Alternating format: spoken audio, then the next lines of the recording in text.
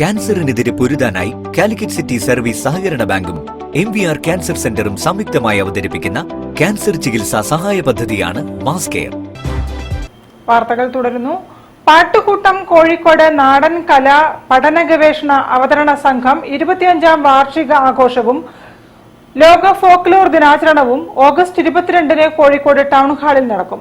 Kanathil Jameela MLA ഉദ്ഘാടനം ചെയ്യും. ശില്പശാല, സഹായ വിതരണം, പുരസ്കാര സമർപ്പണം, സിനിമാ പ്രദർശനം, നാടൻ പാട്ടുത്സവം എന്നിവയാണ് പ്രധാന പരിപാടികൾ.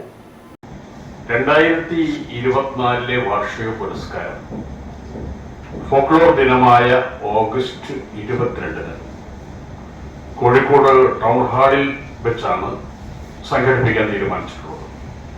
ഈ വർഷത്തെ പ്രഖ്യാപിച്ച അവാർഡ് സാംസ്കാരിക മണ്ഡലത്തിൽ വലിയ സാന്നിധ്യമായിരുന്ന,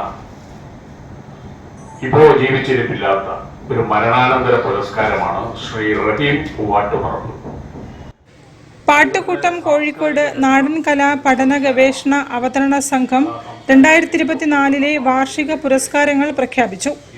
റഹീം പൂവാട്ടുപറമ്പിന് മരണാനന്തര പുരസ്കാരമായി സാംസ്കാരിക രത്നം പുരസ്കാരം സമർപ്പിക്കും. ഷിത ജഗത്തിന് മാധ്യമരത്നം പുരസ്കാരവും രാഹുൽ കൈമലയ്ക്ക് ചലച്ചിത്ര രത്നം പുരസ്കാരവും ബാലൻ വേട്ടുപുരയ്ക്കലിന് നാടൻ കലാരത്നം പുരസ്കാരവും നൽകും. 10,001 രൂപയും പ്രശസ്തി പത്രവും ഫലകവും അടങ്ങുന്ന പുരസ്കാരം ഓഗസ്റ്റ് 22-ന് ടൗൺ ഹാളിൽ നടക്കുന്ന പാട്ടുകൂട്ടം കോഴിക്കോട് 25ാം വാർഷികാഘോഷ പരിപാടിയിൽ സമർപ്പിക്കുമെന്ന് സംഘാടകർ അറിയിച്ചു. കാലിക്കറ്റ് യൂണിവേഴ്സിറ്റി ഫോക്ലോർ വകുപ്പ് മുൻ മേധാവി ഡോക്ടർ EK ഗോവിന്ദവർമ്മ രാജ ഫോക്ലോർ ദിന സന്ദേശം നൽകും. വാർത്താ സമ്മേളനത്തിൽ jury chairman Babu Parassery, പാട്ടുകൂട്ടം director Girish ആംബ്ര, jury അംഗം സന്ദീപ് സത്യൻ തുടങ്ങിയവർ പങ്കെടുത്തു. News bureau, Kozhikode. ദേശീയപാതയിൽ സെൽഫി എടുത്ത് അവകാശവാദം ഉന്നയിക്കുന്ന മന്ത്രി മുഹമ്മദ് റിയാസ് 10 വർഷം